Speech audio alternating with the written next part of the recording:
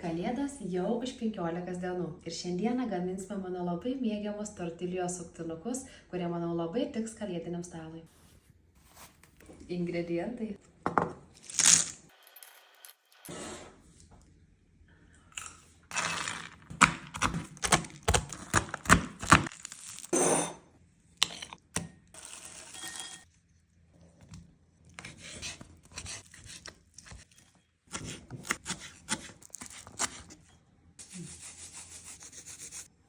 O dabar smagiausia dalis – apjungti visus šios skonius.